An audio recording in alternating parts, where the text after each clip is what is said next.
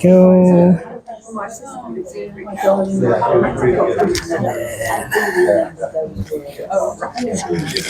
Brilliant. We're good, I think. Oh, right, I'll make a start if that's okay. Thank you so much for coming. Right. Yeah, thank you everyone for coming. In terms of housekeeping stuff, we have no fire drill scheduled for today, so if the alarm goes off, please just don't use the lift and casually, not very casually, but leave the building. And if anybody needs the bathroom, don't be shy, feel free to sneak out just up the stairs and around the corner there. There's a disabled toilet that anybody can use. And afterwards, we have some tea and coffee and snacks downstairs as well. And it's a very casual thing. So if you've got any questions, just chip in. You don't have to put your hand up or anything. And I think that's everything. But yeah, thank you so much for coming in. You're welcome. This is Antony Johnston, who is a New York Times best-selling, award-winning author. And your latest book is Can You Solve the Murder, which is an interactive, choose-your-own-adventure crime novel. Well, we're not allowed to say choose your own adventure. That's a trademark. Oh, is it really? Yeah. Yeah, and they are very litigious. Oh, I'll bleep that. Yeah. We call it a choose your own mystery. Okay. Choose your own story, I think. Fair enough. And you are the author of the Dog Sitter Detective series and the Bridget Sharp thrillers. And your CV is incredible. You've written so much incredible stuff all over the place as well. So Antony has worked on and written the video games Dead Space, Resident Evil Village, Middle Earth, Shadow of Mordor. Yep. Honestly, incredible. And also, you're a huge writer in comics, having written The Coldest City, which was turned into Atomic Blonde, as well as Daredevil, Wolverine, your own series Wasteland. It's a lot, and hopefully, I've been around a while, so it all mounts up. Hopefully, I'll get to different ones. But how do you sort of introduce yourself? Do you have what you think is sort of as your core? Well, it kind of depends who I'm talking to. Oh, okay. So, like, if I go to a games convention, then naturally I lead with, yes, I wrote Dead Space. I wrote the most recent Resident Evil game. I've worked on Shadow of Mordor. I consulted on games like Returnal. I wrote Zombie U, which is a launch title for the Wii U. I consulted on Blackwood Crossing. I wrote CSR Racing. All right. If anyone remembers that, that was a drag racing game on the iPhone. There wasn't a lot of writing in it, but what there was, I wrote. And that actually, ironically, for something that was so small, that was probably my most successful game in terms of numbers. Oh, really? At one time, that game had 30 million concurrent users across the world. Yeah. I mean, who were not playing for anything to do with my work on it. They were playing it because it was a good drag racing game, but still. But to an audience like this, normally I say yes. Most people know me because of Atomic Blonde, which was based on a graphic novel I wrote. And also, I wrote the Dog Sitter Detective series, the first of which won the Barker Book Award for fiction. Which is an award around dog-themed books. But there's quite a few out there. So there's quite a lot of competition. And it wasn't just an award for crime fiction either, it was like all fiction. So I am quite proud of that one. And yes, most recently I started writing the Can You Solve the Murder series. And it is a series, I'm writing the second book at the moment. But yes, I have also I spent 15 years working mostly in graphic novels and comics. Did a couple of years working for Marvel Comics. I've worked for Bad Robot Games in the States, Ubisoft in France. Wasteland ran for, 9 years and 60 issues, which, for those who don't know comics, is rare. It takes quite a bit of bloody-mindedness to get through that. So yeah, I really have done loads of stuff. I mean, I've also done some screenwriting, some journalism, I wrote a non-fiction. Have you got a copy here? There's one. Where is it? Oh, there it is, yeah. That book, The Organized Writer, is a productivity guide for authors. Which is brilliant.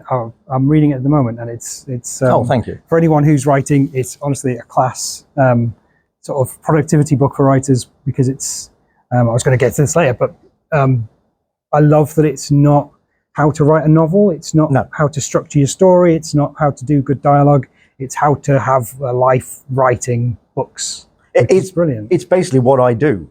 I've just written out what the system that I made for myself, if you like, to juggle all this different work. and to do all these different projects without missing deadlines, because obviously, you know, you're juggling a lot of things, spinning a lot of plates, and it can be very easy to sort of get lost and miss your deadlines. So yeah, over the years, lots of people just said to me, like, how do you do all this different stuff on time? And so I thought, well, I'll write a book about it and explain how I do it, and hopefully it will be useful to other people.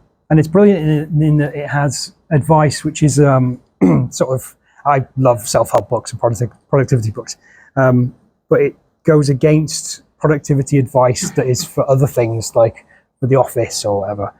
So it's very specifically geared towards all. Yeah, so you don't enjoy the Pomodoro technique. No, because I do know some writers who use that technique. That's one where you write for 20 minutes, then you take a break for 10 minutes as a reward, then you write for another 20 minutes. And because you're doing it in short bursts, people find it easier to focus, sort of not focus, but easier to concentrate and not do anything else during those 20 minutes. And I know some people for whom that works, but for me, it takes me 20 minutes to kind of get into the zone of writing. The last thing I want to do is then be interrupted by a timer blaring in my ear saying, take a break, take a break. So yeah. And your alternative is just to be better at scheduling your time. Essentially, just sort of make sure that all the stuff you need to deal with that isn't writing is that you can deal with that at another time. It's scheduled for you to deal with it at another time, so you can spend, or I can spend 3-4 hours just writing and really sort of focusing on it. Like I say, you know, it may not work for everyone, but I know a lot of people that it does work for. And you have this concept of writing with a clean mind. Could you talk a little bit about that? So that is, you know what it's like. You wake up first thing in the morning, and it's very tempting to just then get your phone out and start scrolling through Facebook or Twitter or whatever. And the problem is that when you do that, or for me anyway, when I do that, it kind of pollutes my mind. And now I'm thinking about those things, and I'm not thinking about what I wanted to write that day. And so many years ago, I just stopped doing that. I forced myself to not do that. And instead I get up, I, you know, walk the dog or whatever I've got to do, but I don't go online. I just go straight to writing. And so my mind is clean, as it were. That's why I call it the clean mind theory. So you just have no input at all? So I'm not thinking about the outside world, about the real world. I'm just thinking about what I'm going to write that day. And for me, as I say, I find that really helps me focus and maintain my creativity for some time. Until then, yes, when I've done my quota for the day, my quota of words, hit my word count, then I deal with the real world and answer my emails and go online and all that stuff. And it must work because you're incredibly prolific and your work's brilliant.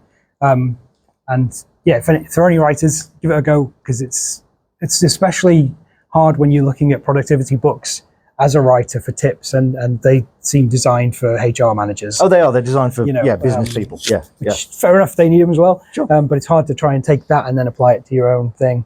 Which is why I wrote the book. Yeah, and it's brilliant. So, just want to mention as well, you're from Redditch. Yes. Which is incredible. Well, I was born in Birmingham, but then I moved here. My family moved here when I was quite young, as part of the Newtown, council Birmingham overflow rental scheme. And so, I went to school here in Redditch. I went to North East Worcestershire College, as it was called then. I think it's called something else now. The heart of Worcestershire. Right.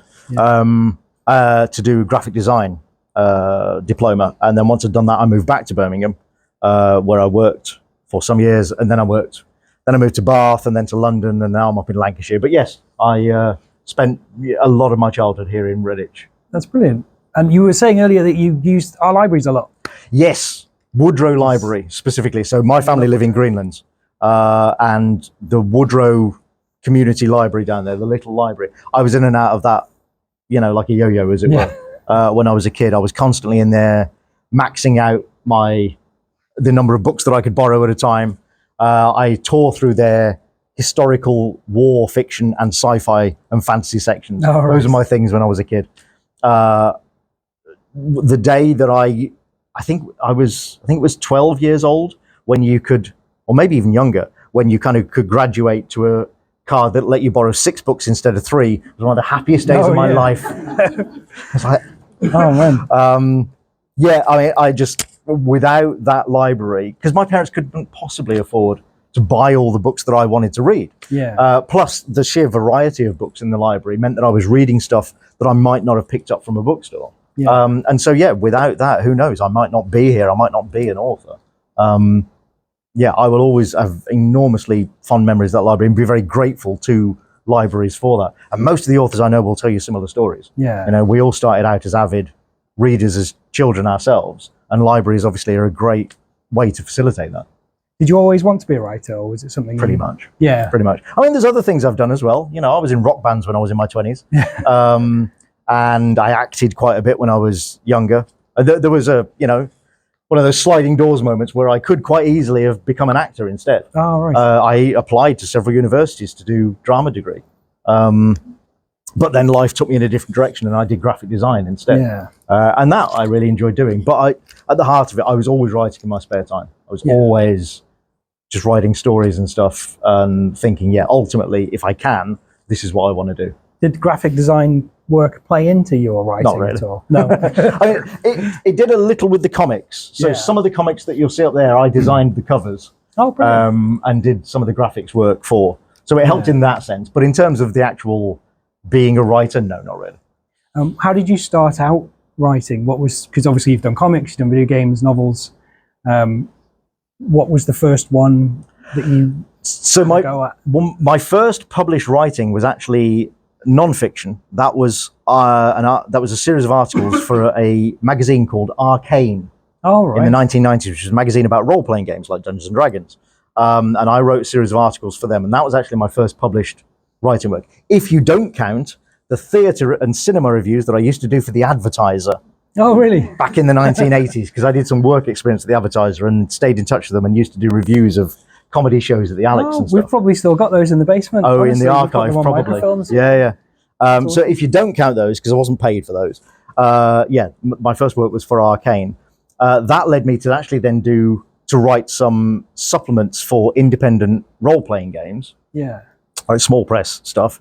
And then from that, I kind of graduated, if you like. My first fiction sale was I did some web comics. Oh, okay. Back in the days when web comics were a new thing. Now that's just they was comics. Huge when they took off initially, right? Weren't they? But web comics were a new thing in the late 90s, and so I did some of those, and I wrote an online serial, which is a contemporary horror thriller called Frightening Curves, set in about a sort of ancient demonic entity lurking in the London Underground. And that was serialized on a website that a friend of mine ran. But then the website closed down before we could finish the story. Oh, you're kidding. And a small press publisher in the States basically got in touch, who we knew anyway, got in touch with myself, and it was illustrated. So I worked with a digital artist who was based in Los Angeles. He would digitally paint an illustration to go with each chapter of the story. And so this publisher got in touch with us and said, I really want to read the end of this. If you finish it, I will publish it. Brilliant. And you can't turn down an offer like that. So cue us hastily finishing it, because we were writing it as we went, you know. So cue like 2 months of very hard work of us finishing it, and Aman, the artist, doing loads more digital paintings. And then, that came out in 2001. Yeah. And that was my first published fiction. Oh, okay. And it won an award. The next year, it won Best Horror at the Independent Publisher Awards, which are held at Book Expo America. Oh, brilliant. My first book that's awesome. won an award at BEA. I was over the moon, and I thought, all right, here we go. Like, this is how it's going to be. Yeah. And then I didn't win another award for 20 years. How the mighty are fallen, you know. But that was my first published fiction, and that led me then, because it was illustrated, that kind of got a lot of interest from comics publishers. Oh, brilliant. And so that led me to, and I've been reading comics since I was like 4 or 5 years old. Yeah. I've always loved them, and I always wanted to write them anyway. Yeah. So that kind of helped me get into the comics world. Was that like your calling card? Yeah. Oh, brilliant. Could we talk a little bit about comics? Because I've not had a comics writer here before, and I'm really excited. I used to self-publish comics myself. Oh, really? And just the writing end of it, not the I'm a terrible artist. Oh yeah, no, I never drew anything yet. What makes comics special as a medium for you? As apart from, I've read Alan Moore's brilliant essay about how comics should be comics; they shouldn't be which is film absolutely pictures and true. that sort of Yes, thing. yes. So, what about comics is special for you as opposed to film or novels or video games? Every medium, comics, prose, film, TV, every medium has its own techniques, its own specialist things that only it can do. Yeah. And what comics is, I mean, there are several of these for comics, but one of the best and most effective techniques in comics is that comics is sequential art. Series of still images that in your mind become moving images. And no other medium does that. TV and film, you're actually watching a moving image. I mean, I know they're still images, but illusion of the mind and all that, they become moving images. A book, there are no images, obviously. Everything takes place in your mind, but you're picturing everything yourself. Whereas a comic presents you with the images, but they're static and they don't move. All the movement and the action takes place in your mind. So they're a form of interactive reading. They also have certain storytelling techniques you can use, such as the fact, because there's no sound, you can disguise people's voices if you're writing a mystery, that sort of thing. Those are just little things. But mainly it's the semi-interactive nature of sequential art that I really, really love. And there's no budget. Yes. In a film, if you want 5,000 soldiers storming a Norman castle or something, that's going to cost a fortune.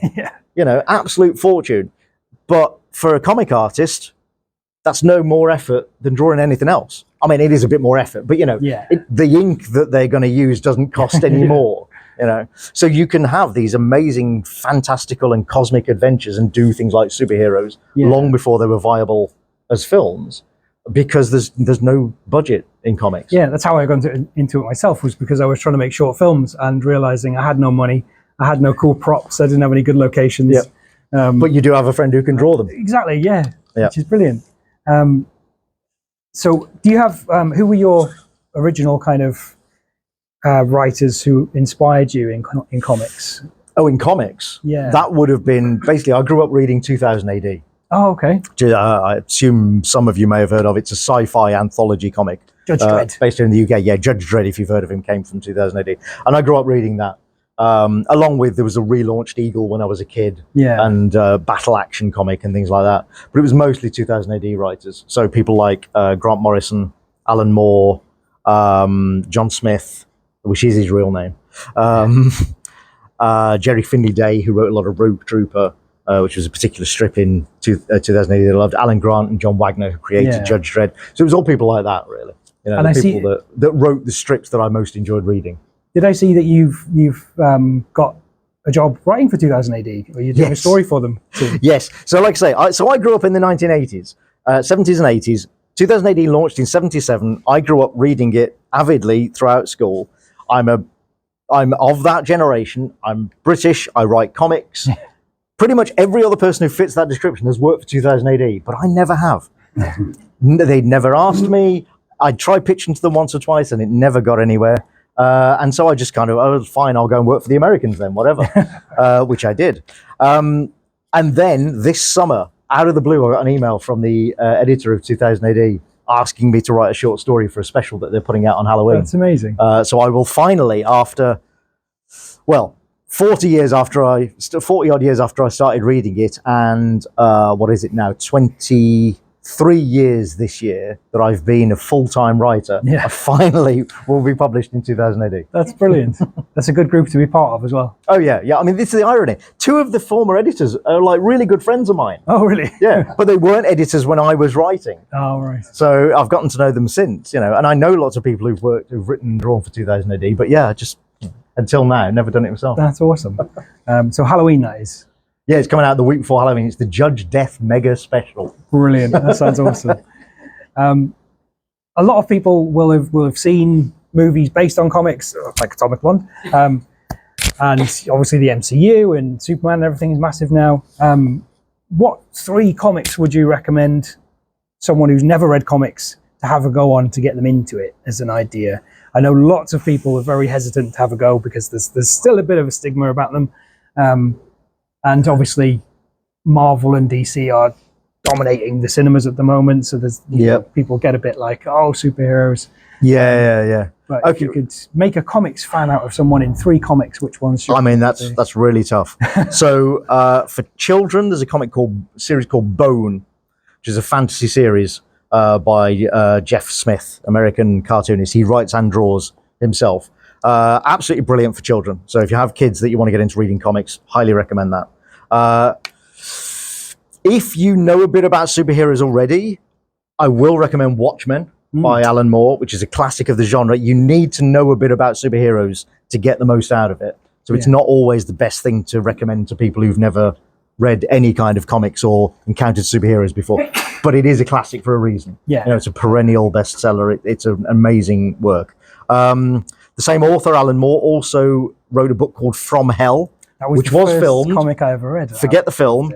The comic is amazing. It's sort of historical polemic about Jack the Ripper, but it's not really about Jack the Ripper. It's about London and magic and Victorian society, and it's amazing. And Eddie Campbell's artwork, looking all sort of Victorian, it's fantastic. Yeah. I mean, there's so many. There's a fellow called Ed Brubaker writes a series called Criminal. Series of graphic novels, which are, if you like noir, American style noir fiction, are brilliant. They're just American noir fiction as graphic novels. And they're drawn by a British artist called Sean Phillips. Those are great as well. There's so many. You took on Daredevil in 2012. How did it feel to have a go at a character that's so beloved and has been around for such a long time, and has all these classic arcs to him?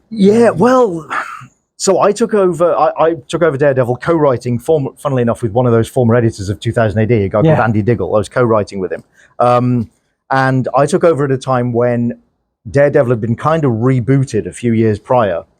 And it had become a device that every writer would write it for about 2 years, and then leave it on a massive cliffhanger with no plan for how to get out of it. And the next writer to come along had to somehow resolve that cliffhanger and turn it into their story. That had just become the rhythm. And we were left by Ed Brubaker, the fellow I just mentioned, with Daredevil essentially becoming a villain. And so we had to somehow make that make sense. And we wrote that for about 2 years. So we did a whole, what they call a crossover, where lots of different Marvel comics are all involved in the same storyline around Daredevil, called Shadowland, which was a lot of fun. I've never had any great reverence for superheroes because I grew up reading stuff like 2000 AD. That was my jam. I didn't grow up reading stuff like Superman and Spider-Man and Batman and what have you. I mean, I read them a bit, but I don't have the ingrained love for them that American audiences do. The people who grew up, that was their fiction. So it was fun, but as I say, I don't have any great reverence for it. So it was another job. It was a fun job, but it was kind of just another job.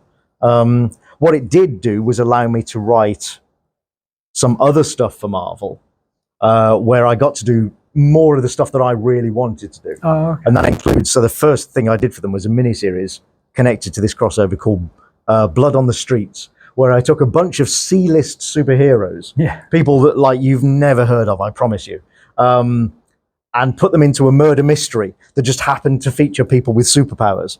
Because I've always loved murder mysteries and stuff. So that was a lot of fun. And then they did a Shang-Chi book. Shang-Chi had a film about 5 or 6 years ago now. He's basically supposed to be the world's best martial artist, the world's best kung fu practitioner. And I used to do a bit of martial arts when I was younger, so I know a bit about that. And that was fun. I got to write a sort of fun mini-series with loads and loads of kung fu action and stuff in it. And when you're working for Marvel, is it different from when you work for other companies? Or? Oh, totally, yeah. The deadlines are shorter, the pay is worse, there's 1,000% more stress, but everybody reads Marvel. Right, you're playing in a big just sandbox. Wonders for your profile. I've never been interviewed more than when I was working for Marvel. Never had more press requests and stuff and people wanting to know what I was doing. But the pay was terrible and the deadlines were awful. So self-publishing is massive now in novels, and you can basically, if you put the work in, you can do it all for free. But with comics, if you can't draw, it's still quite expensive in terms of you've got to team up with an artist. It used to cost me like $1,000, £1,500 for artwork for like a 30-page comic. And that's cheap. Which and so you've got a big investment to self-publishing comics. Do you have any advice for people who are self-publishing comics in terms of how they can stand out? Or see, I never self-published comics. Yeah. Partly for that reason, because it's so expensive and so difficult to stand out. So I don't really have a lot of advice, or not born of experience anyway. Yeah. Have a great concept. It's the same as anything, really. Have a great concept, right? And do as much as you can to get the word out. Yeah, like a sellable hook that people can. Yeah, which is the same for any medium, really. Yeah. But yeah, I don't say I've never done it myself, so unfortunately, I can't really give any practical advice. No, fair enough. Shall we move on to Can You Solve the Murder? Let's. Because this is obviously your new book, and you're touring the country at the moment doing Can You Solve the Murder live. Yeah, well, I actually just finished. Yeah, I've got a couple more festivals coming up later in the year, but I spent most of June and some of July doing that. Yeah, touring around bookstores, holding interactive events, getting the audience to try and solve a little mini murder mystery that I came up with. And for those who haven't read it or seen it yet, what's the general pitch for Can You Solve the Murder? So Can You Solve the Murder is an interactive novel. If any of you remember the Choose Your Own Adventure books from the 1980s, which, like I said, are trademarked, or the fighting fantasy books, you may remember Lone Wolf. There was a Goosebumps line of Choose Your Own books as well, and they were huge in the 80s, huge. And then the fad went away and sort of died off. But I loved them. I was 9 years old when I read the first Choose Your Own Adventure book. It had only been published a couple of years before, and I was 10 when the first fighting fantasy book was published, and I immediately read that and got into those. So I love that format. The format is that you, the reader, make choices. You guide the story. So the story is told in a second person. You go here, you do that. And then at the end, it's all divided up into numbered sections. And at the end of a section, it will say, if you want to go left, turn to page 100. If you want to go right, turn to page 50. So you make your choice, you turn to that page, and then you carry on reading. And I love that format. I find it really interesting and exciting. It's part of what led to me working in video games. Because through that, I got into role-playing games, which then, sort of gave me a really good grounding when I started working in video games as well. And I've always thought there was potential to do, because those books, the Choose Your Own Adventure books, the fighting fantasy books, they were always aimed at children. They were always children, and they were really great children's books, but they were always for children. And I always thought there was potential to do that for a mainstream adult audience. But I couldn't quite figure out how. And then in early 2023, by then I was sort of established as a crime writer. I'd started writing the Dog Sitter Detective books. I'd written most of the Bridget Sharp thrillers. Atomic Blonde had come and gone. So I thought, okay, well, what about a murder mystery? What about a crime book? So I did a few experiments, short story prototypes, if you like, which I sent around to some friends and said, what do you think? Does this work? And they were like, yeah, actually it does. So I thought, well, then why not do a full-length book? And just at that time, we got so lucky with the timing. Just at that time, Myrtle launched. Any librarian or bookseller can tell you that Myrtle is a phenomenon.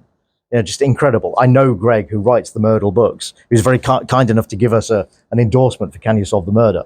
And because of their success, my agent was able to go to publishers and say, do you want the next Myrtle? Right. And of course, they all went, yes, please. And so, Can You Solve the Murder is a murder mystery interactive book where you take on the role of a detective trying to solve a murder at a wellness retreat set in an English country manor. One of the clients has been found dead on the lawn with a handheld gardening fork embedded in his chest, and he's wearing nothing but his underpants and a bathrobe. And he fell from a balcony on the 4th floor, the door leading to which is locked and the key is missing. So it's kind of like a locked room mystery, except that the body's found outside, but the scene of the crime was locked. And you take on the role of the detective assigned to solve this mystery. And so it's filled with larger than life characters, the other clients and the staff at the wellness retreat. You have a sidekick, a sort of little Scottish terrier of a sergeant called McAdam. And there's a uniformed constable and a pathologist who will recur, so the usual kind of characters you'd expect in a crime novel, really. I mean, it is a full-length crime novel. It just happens to be one where you have to try and solve the mystery yourself. I'm reading it at the moment. It's absolutely brilliant. And I'm astonished as to how you could even begin to write a book like this? With a flowchart. With a flowchart. Is the answer, yeah. With a big flowchart. The flowchart alone took me 2 weeks to build. And then, yeah, you have to start these books with a flowchart. And then, same as a video game, really. Yeah. And then, yeah, you sort of fill in the blanks, really. Write the chapters to go with the flowchart. That makes it sound simpler than it is. There's a lot of chopping and changing along the way, and my editor gets involved and what have you. But, yeah, it's all essentially down to this big flowchart.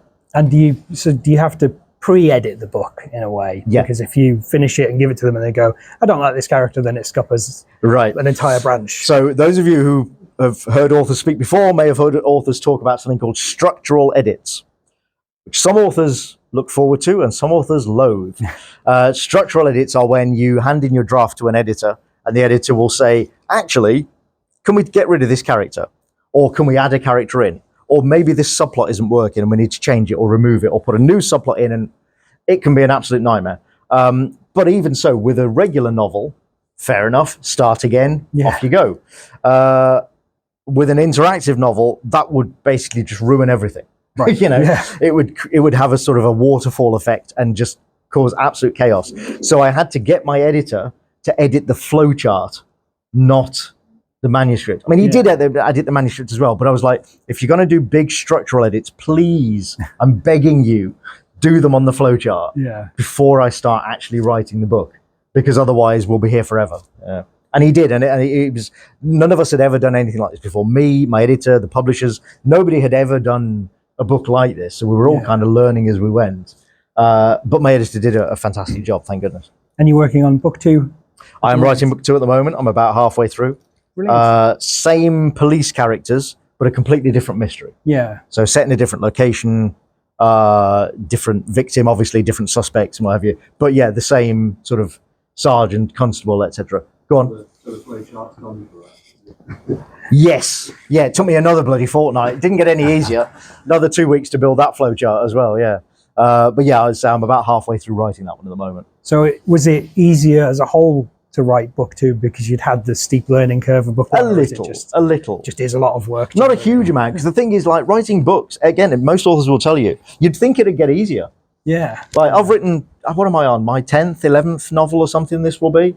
And you'd think each one would get easier, and they really don't. If anything, they get harder, because you're trying not to repeat yourself.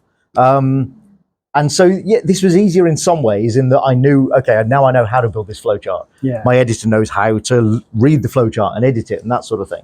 But I've still got to write the damn thing. And that doesn't get any easier at all. How did you first make the jump into writing full-length sort of novels after comics? Well, like I say, my first book was technically a novel. Frightening Curves was a novel. It was just an illustrated novel. But yeah, it had been years since I wrote one, and my agent had been on at me to write a new novel or write another novel for years and years. And I just didn't have the time. Yeah. Because I was too busy writing comics and graphic novels and video games to pay the bills, frankly. And are they all short deadlines sort of jobs? They're all short deadlines, yeah. I mean, you have to be writing lots of them in order to, say, pay the bills. Yeah. So I just didn't have the time. And then Atomic Blonde happened. Yeah. And that, I mean, don't get me wrong, I'm no millionaire or anything. It doesn't pay as well as most people think. But it did give me enough breathing room that I could afford to take 6 months off to write a novel. Brilliant. And so I wrote the first Bridget Sharp novel. Yeah. And it's just kind of snowballed from there to the point where now, actually, that's what I spend most of my time doing, is writing novels. I still spend a couple of days a week working on video games. Yeah. Just to keep my hand in. And I'm been working on the same game for about 1.5 years now.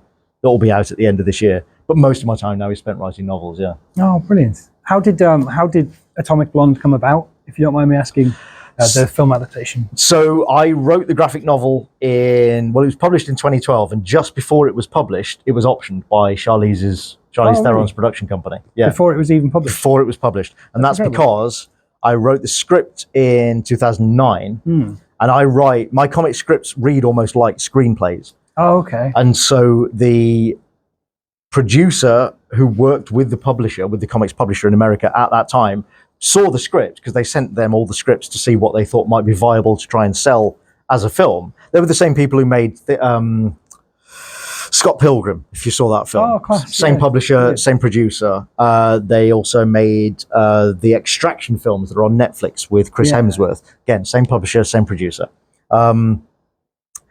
So he gets sent all the scripts, and he read that script and he's like, I can just take this out. All right. I don't need to wait for this to be drawn because this script reads so much like a screenplay. Yeah. I can just use this to pitch. film it. Yeah. Yeah. Well, not to film from, but to pitch to production companies. Yeah. And so they did. And that's why, it was actually optioned before it was published. Amazing. Then it took another few years of finding a director, getting a screenplay written, all that sort of stuff, which happened. So we were ready then because I was a co-producer on this. So I saw drafts of the screenplay. I was involved, in sort of prepping it.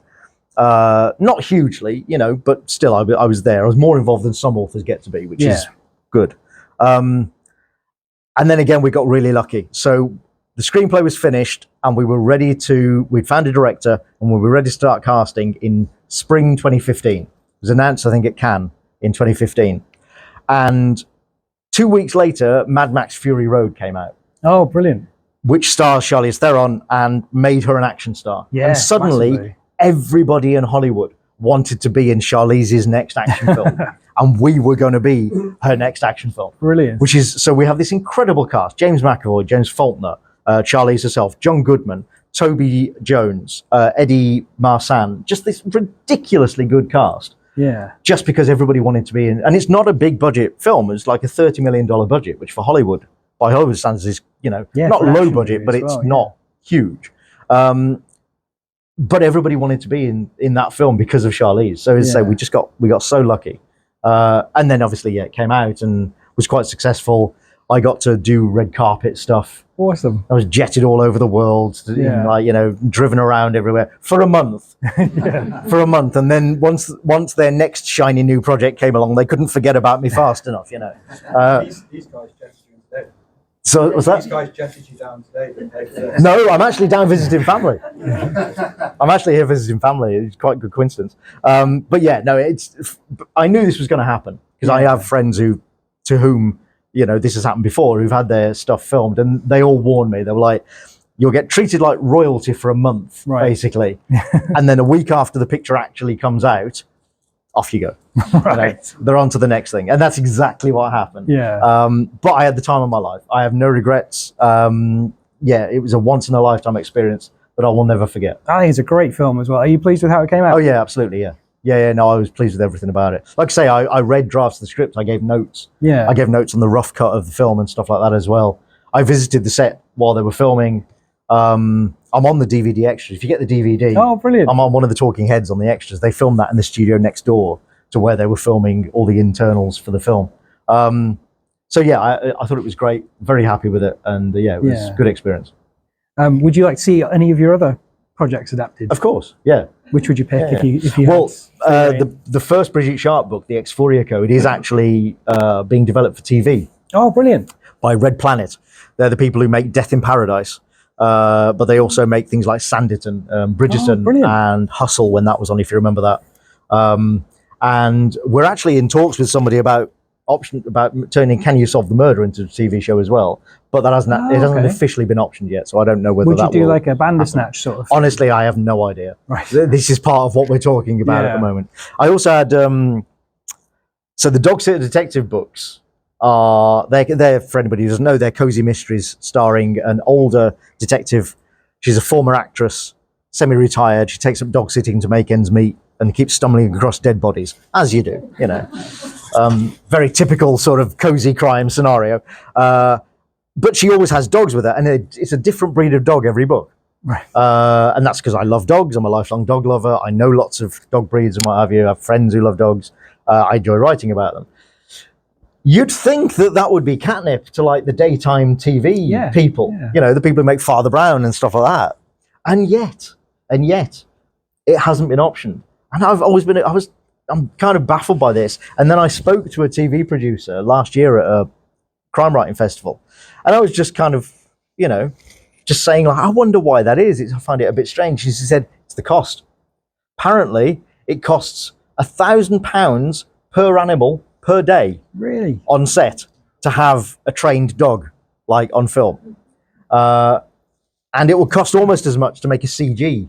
Right. To make a CGI dog. So she was like, it's just the cost. Nobody's got that kind of budget in daytime TV. So yeah, I'd love somebody to option that, but I don't think they ever will because of how expensive it will be. And I don't suppose they want to do it where the dog's just constantly just off the shot, like Yeah, see the lead, but not the dog. Yeah. What's that, Fido? Oh, no, I don't think so, unfortunately. And there's badly behaved dogs in the book, believe me. But the thing is, also, I've kind of written myself into a corner because the whole point of not the whole point, but one of the points of the books and one of the reasons for doing them with dogs, to say I love dogs. So the dogs are on every page. The dogs are there throughout the whole book. It's not one of these books where a detective gets a dog, feeds it once, and then you don't hear about it for 200 pages, you know? Because I always read those and I'm like, who's walking this dog? Like, this poor dog, like, who's feeding it? So no, the dogs are like in the whole book, in every book. And so, yeah, like I say, really expensive. Yeah. How did they come about, the dog sitter detective novels? Is that so? That's a story where it's because of lockdown. Essentially, I was supposed to be writing the third Brigitte Sharp thriller, but those are spy thrillers. Brigitte is Anglo-French, so the conceit of the stories is that she always gets sent off to the continent to go and like shoot and punch people and be a spy. And so yeah, geopolitics, foreign travel, air travel, you know, sort of all this sort of thing. All the things that didn't happen during lockdown, you know, the books rely on them. So when lockdown happened, I was like, I can't write this book because I don't know what the world's going to look like in 12 months' time when it would be published. You know, I mean, if you remember, in those times, there were people seriously talking about whether airlines would exist. Yeah. Because, you know, nobody was going anywhere. Early doors, we had no idea there would be a vaccine. It was pre-vaccine and everything. Yeah, exactly. So it was all really up in the air. Dark times. And so, and also the Brigitte books also, she's kind of like, she's got PTSD. She's a depressive, you know, she has like lots of personal and family issues and stuff. So they're not the lightest books in the world. So yeah, I was just like, I can't face writing this book at this time. But as you've probably guessed by now, I am not the sort of writer who can just sit there doing nothing. I've got to have something to work on. And so I thought, well, why don't I write something that will just make me smile while I'm writing it? Something that will cheer me up as I'm writing it. And I wasn't even thinking about publication. I just thought, what can I write that will make me smile as I'm doing it? Well, what about a cozy crime mystery? I've always loved reading and watching cozy crime, you know, watching TV series like Rosemary and Thyme and Father Brown and stuff like that, and the Agatha Raisin books and things like that I've always liked. I mean, Midsummer Murders essentially, you know, cozy crime, just with police instead of an amateur detective. So I've always loved it, but I'd never written one. Yeah. So I thought, well, I'll have a go at that. And I wasn't thinking about publication. I was just doing it purely for myself, which is why there are dogs in it, why she's a former actress, because I know, having, as I said, acted a lot when I was younger, and then obviously because of Atomic Blonde and stuff, I know quite a bit about that world. I just thought, I'll chuck all this stuff in that I don't have to research, you know, that I know about anyway, and I don't have to go anywhere to research, and see what happens.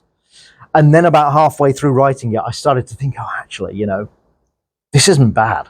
Like, I think I could probably get this published. So I sent it, when I wrote a really rough draft, sent that around to some friends who were all kind of, they are the right cozy crime or the right classic crime. People like Martin Edwards and Vasim Khan and Fiona Veitch-Smith, and said, like, what do you think? And they were all like, well, it needs some work because it was a very rough draft. But yeah, there's some promise here. And so, yeah, I said, great. And then did nothing with it for a year. Because at that time, vaccines were on the horizon. And so I'd started rewriting the third Brigitte book, which came out in, when did that come out? 2021, I think. So when the world seemed like it was going to go back to normal. Exactly, yeah. And also because the Dog Sitter Detective at the time was so different to anything I'd written before, I didn't quite know how to explain to my agent that I'd written it.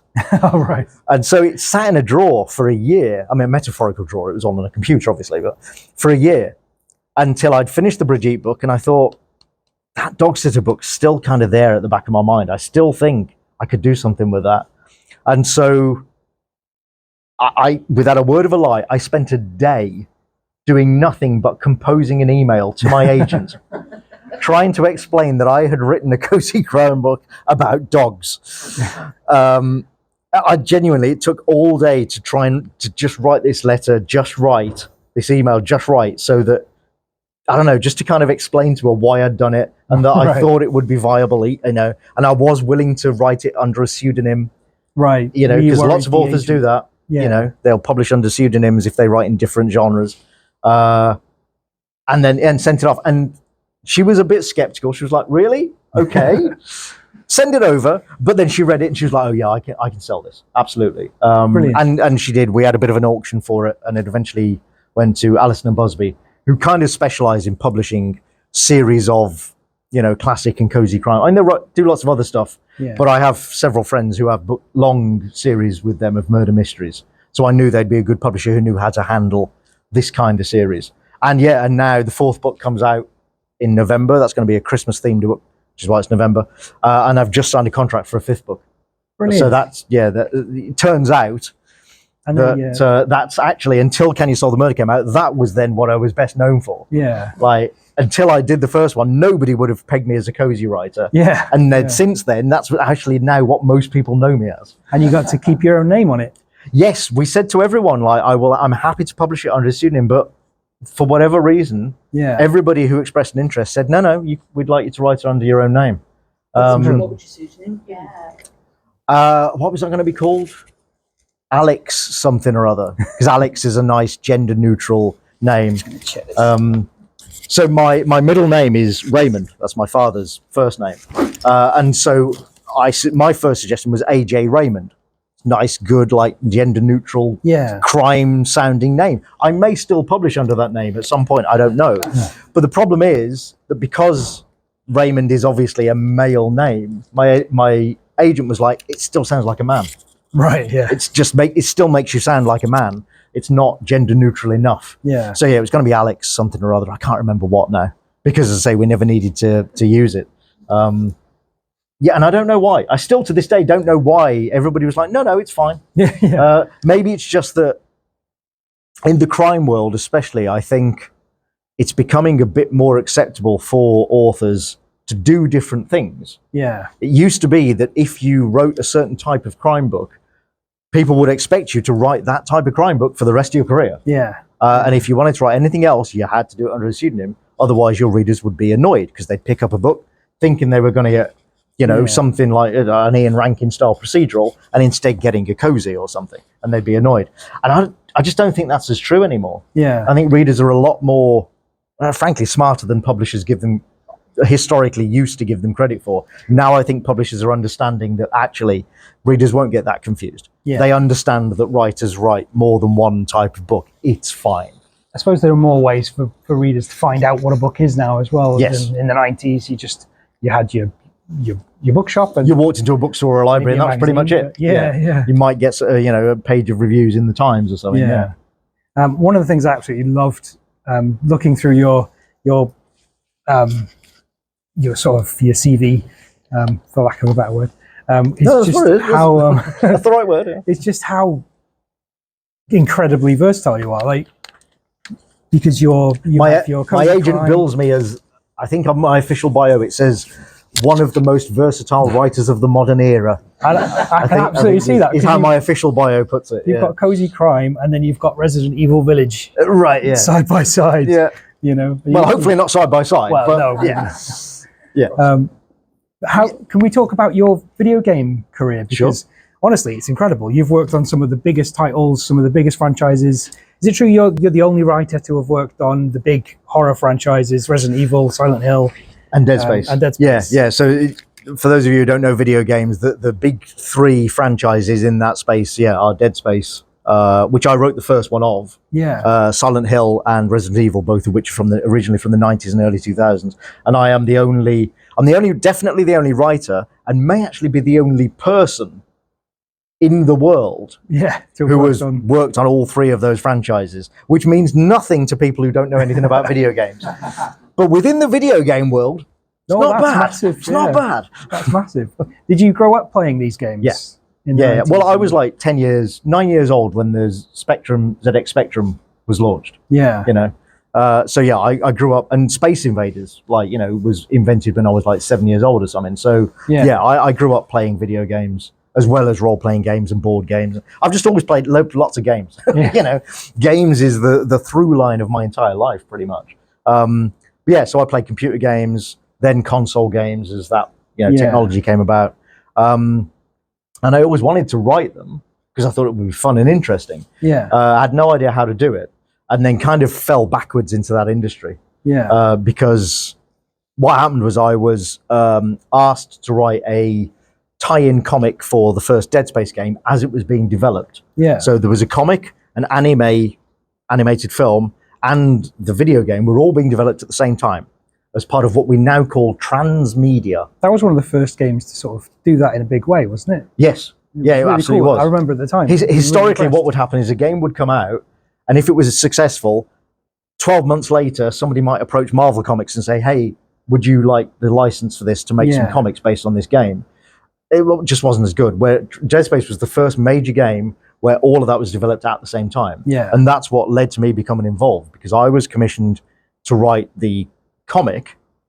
As a result, I was in a lot of the same meetings that the people who were developing the game itself were in, because I had to be, because it was a prequel that I was writing. And basically, I handed in, I think it was the script for the second issue of the comic.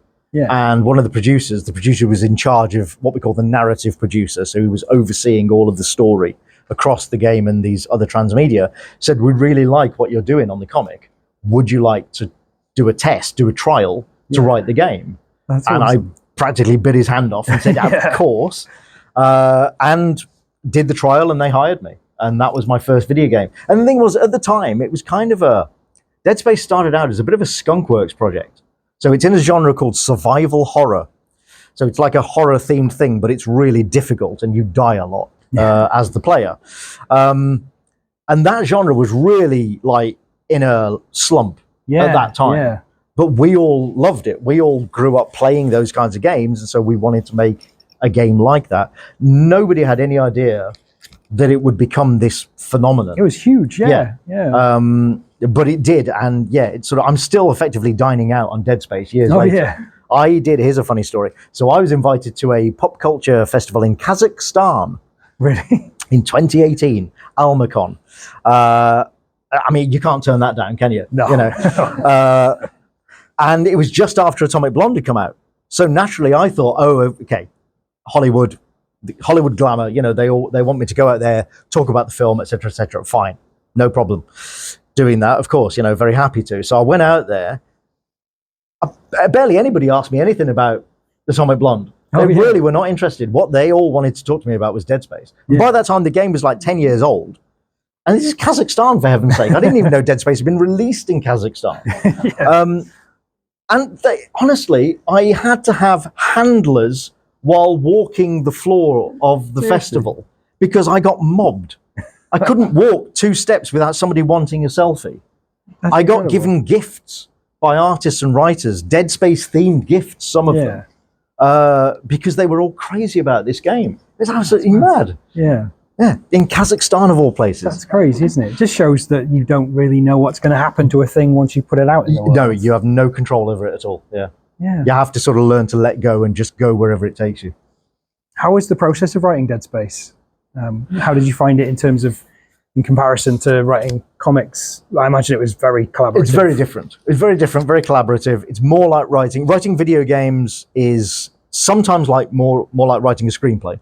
Right. When you're writing what we call the cutscenes, which are the non-playable bits. That's more like writing a screenplay because you're just writing something that somebody else will animate effectively with computer animation. But then, and that's what I did on Dead Space. So that was, because that was all the writing there was to do. Yeah. Apart from like plotting and stuff. But on lots of other games, it's more like you're working in Excel in a spreadsheet where there's lots of different branching paths, much like there are in Can You Solve the Murder? And certain characters will say different things according to the situation or where you are or what's happened in the game up until that point. That was what I did on Shadow of Mordor. So that had 9 writers, that game. It's huge. Yeah. And I wasn't involved in the main storyline for that at all. I was hired. If any of you have played it, whenever you fight the orcs in that game, so it's as you can tell from the title, it's based around the Lord of the Rings. Whenever you fight the orcs in that game, they insult you before they fight you. And if they kill you, they insult your corpse again. They stand over you and insult your corpse.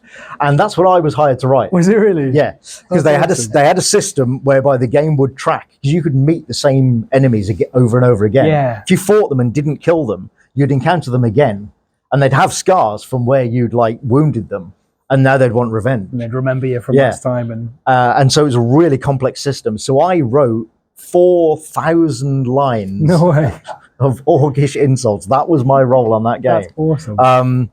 Because somebody had to do it. Yeah. And it was I went a little bit mad by the end of it, because it was mind-bending, trying to keep track of all this stuff that they have to remember, all the different situations. But like I say, that wasn't anything to do with the core of the core story of the game. So I was like, yeah, fine, I'll do it. I was hired quite late in the process. Like I say, somebody's got to do it. I don't mind. Got paid quite well for it. And then the game came out, and that's the bit that everybody was talking about. Yeah, that's actually turned out to be the most notable bit that all the reviewers and players were talking about in the game. Because that system was revolutionary at the time. It was at the time, yeah. It was absolutely innovative. And the story, the main story of the game was class. I loved it. Oh, it was great. But the orcs and the insults and all of that gave the game its personality. And life, it came to life that way, yeah. But again, when I was writing it, I had no idea that would be the case. Yeah. So what's the game you're working on at the moment? Are you allowed to talk about it? Yeah. It's called Altered Alma. I'm working with a team based in Barcelona. Here's a load of buzzwords for you. It is a retro 16-bit pixel Metroidvania platformer. That sounds ace. There's maybe 3 people in the audience to whom that means anything. And I forgot to add the word cyberpunk in there as well. It's basically a sci-fi game, like Mario, where you jump around platforms and stuff. It's like that, but it's an adult sci-fi game where you play a mercenary who's on the run from her former gang, trying to escape the planet, going all over this futuristic city on an alien planet, and slaughtering people as she goes, as you do. What platform is that going to be on? PC and I think Switch. Brilliant. And I'm not sure what else, because I'm not involved in that side of it at all. I just write it. Fair enough. And I was going to ask, as you are, working at the highest level in video games, in comics, in novels, do you have any advice for young people looking to get into any of these particular industries? And does it vary depending on the medium? It's different depending on each medium, yeah. Would you recommend sort of going through sort of traditional education through university, or do what it certainly can't hurt. It certainly can't. I mean, when I was going to college and stuff, there were no official courses. You couldn't do MAs in creative writing in this country and stuff. You could in America, but not here. So yeah, I mean, that absolutely can't hurt, especially for things that are more where you'll be working in a team. Right. So like video games, for example, like if you want to do that, it's worth taking courses, because those courses can introduce you to people who work in those industries. Yeah. And that's really valuable. For writing novels, the University of East Anglia runs a renowned novel writing course, for example. And I know quite a few authors, especially crime authors, who've come through that program and found it really useful. And you can do that at any age. I know people who've done that course when they were 60 years old, and are now debut crime authors. Comics is a free-for-all. Really? The joke about comics is that breaking into comics is like breaking out of prison. In that, like, whenever you find a way to do it, they immediately block that off, so that nobody can ever use that method again. And it's kind of a bit like that. So that is difficult. Funnily enough, I had an article in the Writers and Artists Yearbook for several years, up until last year. It ran for like 6 consecutive years, about breaking into comics as a writer. Oh, brilliant. So you can always get a copy of that in the library and read that. The main advice, this is not about breaking in, but the main advice that I always give to young writers, but not just young writers, I should say, to people who haven't yet established themselves, people who are trying to get published or whatever, is you must finish what you start. Because every writer, and anybody in this room who wants to be a writer, everybody knows we've all got 100 projects that we started and never finished, sitting in a drawer somewhere that we've never got around to finishing. That's easy. Really easy to do that. What's hard is finishing one of those projects, even if it's a short story, even if it's a novella or something. That's difficult. But it's only by doing that you learn. Right. and improve. Yeah. Because until you finish a draft of something, you look at it, and authors can always see the flaws in our own work. Yeah. We're our own worst critics. We look at something and all we see are the mistakes and the flaws and the errors. But when you're still writing it, you think, that's all right, I can fix it. I haven't finished it yet, so I can fix it later. And so you're not learning anything. Right. When you finished it, you look at it and you can see the whole shape of it and you go, oh, actually, that didn't work. I could do that better. I need to improve that. Oh, I'm not sure about that character. You can see all the ways in which you can improve it. Yeah. In a more solid fashion. It's not hypothetical anymore. It's a draft of something that is complete. Yeah. And you learn so much from that, so much more than you do from just starting project after project and never finishing them. So yeah, that is the most important thing. You must have the discipline, the willpower, and it is difficult, I know, but you must be able to finish things that you start.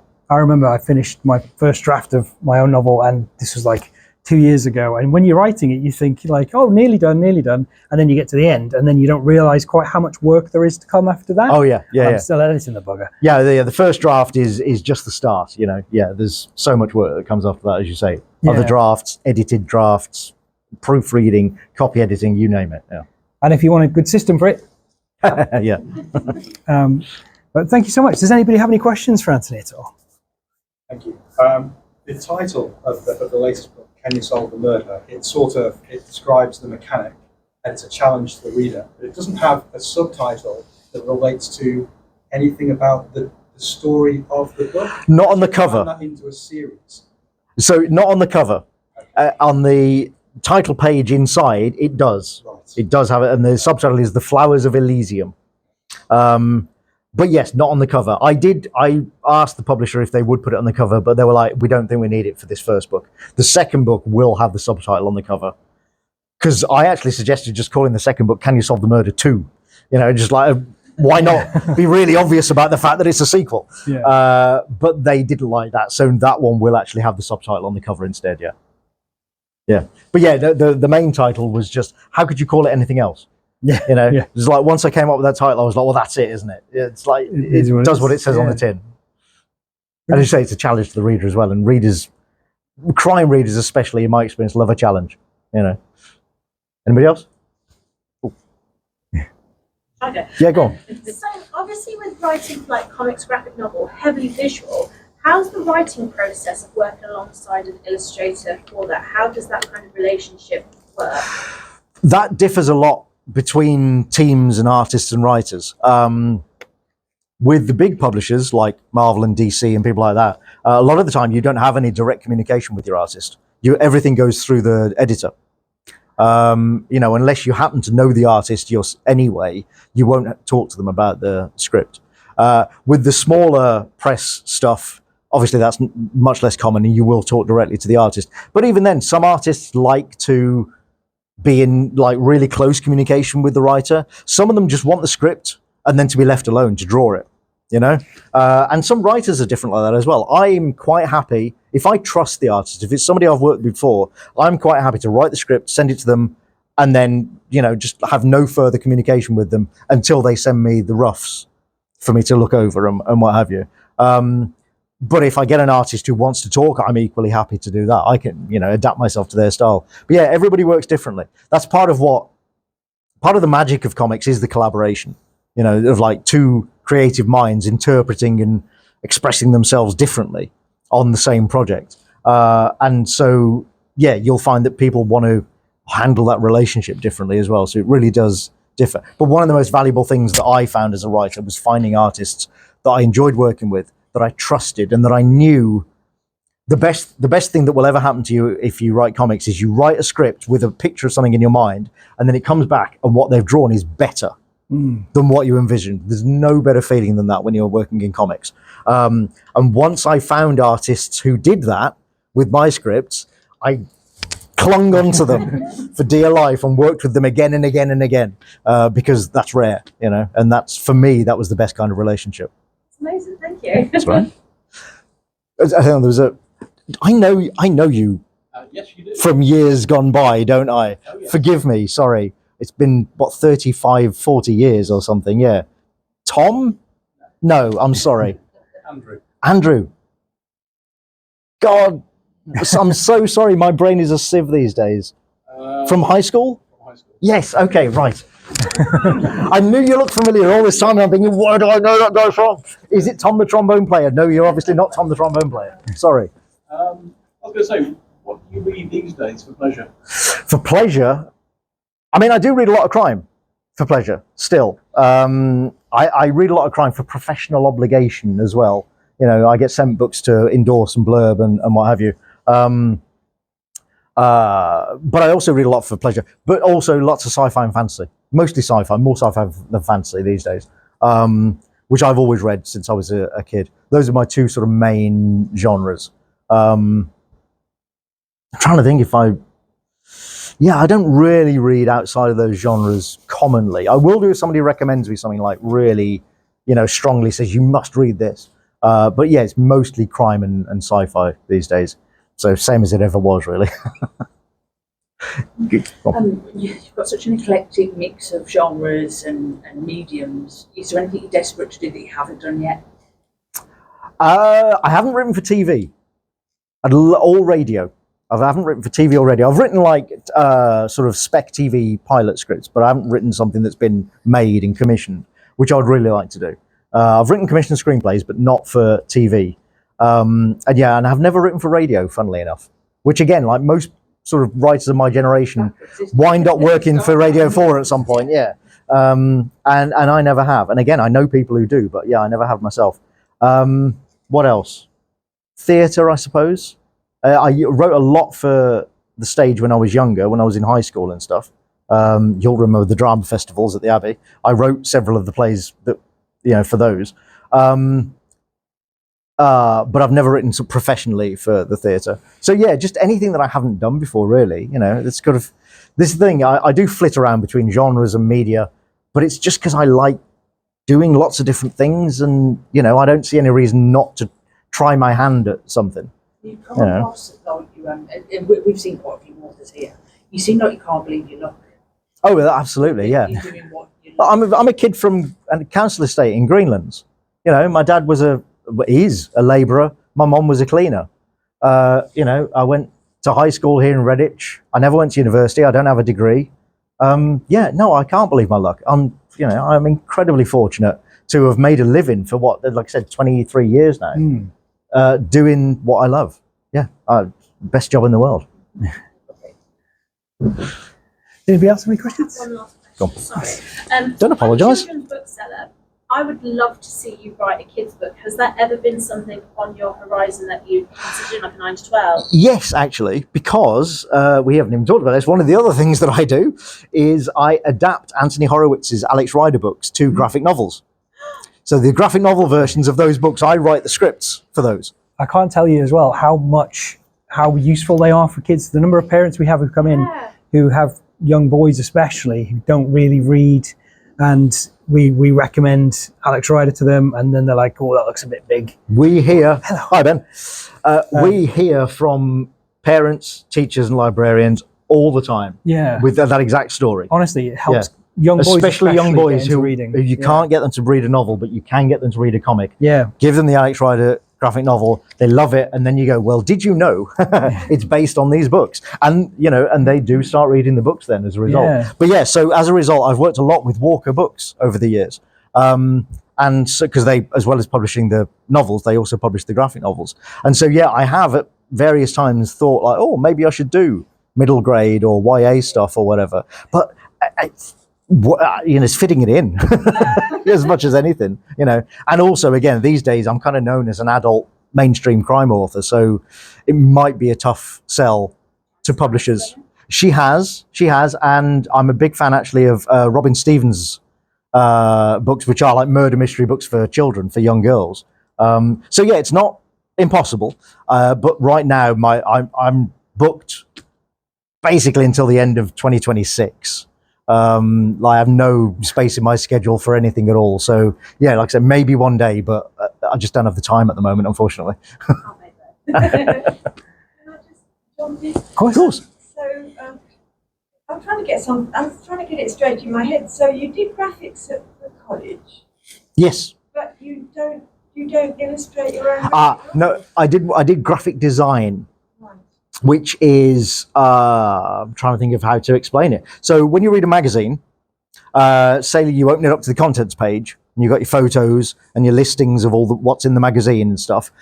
Graphic design, what I specialized in towards the end of my career doing that anyway, was magazines. So what I did was I used a computer to lay all that out, to put those words on the page, to position the photos, sometimes to source the photos and what have you. And you do that for every page in the magazine. Or when you see the logo of a company, that's a graphic designer that did that. So some graphic designers can illustrate, but you don't have to be able to illustrate. You don't have to be able to be good at drawing to be a graphic designer, which is fortunate because I am not. I can doodle a bit, but I'm not to professional level. But I have an eye for composition. And so, yeah, that's the difference between the two. And that's why, like I say, I can design covers, but I don't do the artwork for them. Because, there are professionals to do that. So it's possibly early to ask, given that you're now writing your second story. No. But could you see, can you get away with murder from the other side of not necessarily that would be great. graphic killing, but evading detection after that point? So, team of detectives, being the bad guy. It's funny you should mention that. So, no, I'm not writing a third book or anything like with that theme. But the very first, remember I said that first I did some short story prototypes to kind of test the format. The very first one I did was called Crimes You Optimistically Attempt. CYOA, get it? And it was, you take on the role of a budding criminal trying to fleece an old lady out of her pension. And then things all go horribly wrong when you realize you're messing with the wrong old lady. I won't say any more than that because I'm actually submitting that to an anthology that will be published next year. But yeah, so actually that was how it started out. And then I thought, well, that was fun, but what if you were the detective? How would that work? But yeah, so never say never. Brilliant. Anybody else still? No? Brilliant. Well, we'll say thank you very much. And we have some books for sale. Yes, and I will happily sign any books that you brought along or that you buy. Yeah. Brilliant. Well, thank you very much. That was awesome. Thank you So much.